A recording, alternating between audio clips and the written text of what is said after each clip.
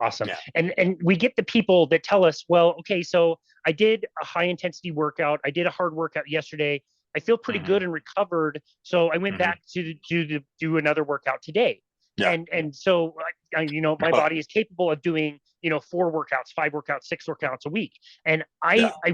people have this backwards, and I'll tell them, well, okay, then yesterday you did not do high intensity training. Maybe you thought you did, but if you're able to do a workout today, you didn't do high intensity Yeah. training. You had a workout. Yeah, that was my first thought was when they said, well, I did a high intensity workout on Monday. Tuesday, I felt like I could do it again. It's like, well, then you didn't do a high intensity workout on Monday. Now, unless you're like 19 years old or something, and you recover, like the younger you are, the faster your recovery ability is. So put a 20-year-old healthy kid that eats really well and sleeps really well and has good parents and isn't all stressed out. Put a 19-year-old kid go to the gym 4 days a week, lift weights 4 days a week in a high intensity fashion and get away with it, probably. Yeah. But the idea here, even for that 19-year-old, is what Arthur Jones said, which was, let's try and discover the least amount of exercise we require, not the most we can withstand. So I might say to that 19-year-old, let me ask you a question, Joe. Let's say you knew that going into the gym twice a week was as good or maybe slightly better than 4. Would you go 4 or would you go 2? So why don't we try to figure out that? Now, there are people who are hell-bent on the gym. Why? They don't drink, they don't smoke. The gym is their bar. Their gym is their hangout. They love being there. They want to be there for hours, and they want to be there virtually every day, except on Sunday when they go to church or whatever. So those people have to figure out ways to train that are productive in order for them to stay in the gym. So bodybuilders and people like that, they discover very time inefficient, effective ways to train. Whereas high intensity training, slow burn, what we do is very time efficient, effective ways to train and safer as well. So, that's really, but there is good research to show that I think Dr. Wayne Westcott actually and colleagues performed these studies, other people as well, but where they found that the most productive frequency, I think James Fisher, right? And Stuart Phillips, I believe, and a couple other professionals that I respect very much, discovered that three strength training sessions a week seems to produce the best results. However, 2 weekly sessions, high intensity strength, like session, take an exercise to failure, 2 produce like 96% of the benefits of 3. So, why bother? Westcott's research, I think, showed that 1 high intensity personal training session a week produces about 70% of the benefits. I think his studies were 6 weeks or 8 weeks. I remember these are all beginners, so you don't really, but basically produce 70% of the benefits of training 3 times a week. So I say to clients, look, if you come once a week, especially in an untrained state, you're going to do just great. You're going to get great results. If you can throw in another one or maybe come 3 times in a 2-week period, research seems to suggest that it would be a little bit better. So that's how I approach it and apply it. The way I explain it to people, and this is easy for me because I have a small yard, but imagine like mowing your lawn. You make 1 pass and it looks pretty darn good. You definitely mowed the lawn. If you did a Yeah. second pass, you might be able to add like a checker pattern or whatever. It looks a little nicer. It's a little better. But how many people would say like, oh, that looked better. Now I'm going to do a third one. No, well, you're just, it's Right. diminishing returns. You're just wasting your time.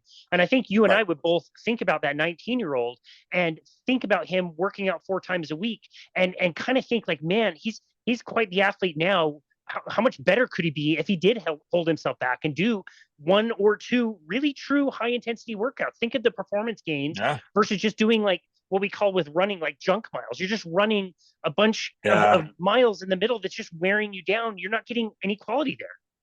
Yeah, unfortunately, well-meaning strength and conditioning coaches, especially in high school, but in college as well, if they applied our principles, they wouldn't have a job. Yeah. What they would have, what would they be doing? They'd be standing there instructing people on the universal machine once, maybe twice a week. Like, and especially if you're like, I also wrestled in high school a little bit. Not I was terrible, but the amount of practice we had, I was exhausted. And then when you'd go to wrestle and you're like, oh my God, like I feel like jelly already. So, but if the coach only had to spend an hour or two a week with us training, not the wrestling coach, the trainer, you know, they what would be the justification for paying them what they're paying? So they have to concoct all kinds of cockamamie training things to make it look like they're useful. Yeah. Oh man, I love that. It's a shame because there are a lot of athletes right now as we speak. There are a lot of high school athletes whose careers are being destroyed by the very trainers that are training them. That's a shame. Yeah, that is a shame. Wow. Yeah, it's too bad. I hear it all the time at the teenage level that they're playing all these different seasons and they're getting workouts in between. There's spring baseball and fall baseball, and nobody can pitch because their arms are so super sore after doing all the games plus the strength training on top of it. Is like, what the hell are you guys doing there? Like, they're going to be useless at their late teens. Like, it's crazy. Okay. Yeah, and then there's always going to be one or two or three of those phenom kids that they're so resilient that not only do they get away with that kind of training, but they actually still perform well. And then the coaches and the trainers point to those kids and go, well, see, it works. You guys aren't working hard enough. It's so ridiculous, man. It's so ridiculous. So I don't train everybody in this style. Everybody I train knows that I train in this style. And then I train people how they want to be trained. And some people do like to do the multiple sets. What you and I would promote would be one set. Let's use the one set. Let's get all the way to as much as you can do. And let's move on. And let's be time efficient and get this done. Some people will say like, oh, I actually do like to, we'll go to a fairly good intensity. They like to take a break and then they like to have another crack at it. And sometimes even they might go like longer time on the second set or whatever. Is there any utility that you see in doing like multiple sets versus single sets?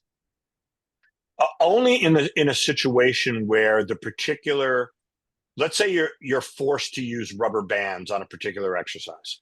So as you know, or spring, let's say like a Pilates reformer. So a rubber band and a spring starts with no resistance, and the more you stretch it, the stronger the resistance gets. So if you want to do, for example, what's a good example? Let's say a biceps curl with a rubber band. In order to get the full range of motion so that the entire muscle belly is stimulated, let's say your goal is 5 reps to fatigue, right? In order to get 5 complete reps, you're not going to be able to use a rubber band that's challenging from the start, because then you're not going to be able to complete the rep. So you're going to have to start with an easier rubber band so that you can complete 5 repetitions, full range repetitions. But if you're doing that, then the very beginning of the rep, the first, let's say, quarter, or maybe even a third of the rep, is almost useless. So then what you might have to do is then take a stronger band and then do the exercise only halfway. Because when you did the full range reps with the weaker rubber band, you weren't stimulating, let's say, half of the muscle to become stronger, because it was too easy. It was too easy in the beginning. So your second set might be a different set of rubber bands that don't allow a full range of motion because it's too difficult at the finish point, but it's challenging from the start point to the halfway point. Got it. So I can see where it would make sense to do, quote unquote, multiple, like 2 sets of that, but not because 2 sets are better, but because of the limitations of the equipment that you have. You kind of almost need to do that second set. So that's where I would say it was beneficial. I would tell the client, even if I had a good piece of equipment, like a Medix equipment or a nice Nautilus piece, they were getting a good full range. I would say, well, why you like to do a second set, but what if the first set was good enough? Would you still want to do the second set? I mean, we've only got it. We're going to train for a half now. You sure you don't want to do another exercise and stimulate another muscle group? And if they said, no, I want to do 2 sets, here in my gym, I wouldn't allow for it. We treat our training like we're the sensei and you're the student, not like you're Tiger Woods and I'm your caddy. But sometimes you have to morph yourself to different individuals. I have clients that simply hate feeling the feeling of being in a machine for 90 seconds. They just freak. So I make the weights heavier for them. They reach muscle failure in, say, 60 seconds. So it's more challenging from the get-go, but they're out of the machine faster. They just want to get the hell out. So I allow that as long as you're doing it right and safely.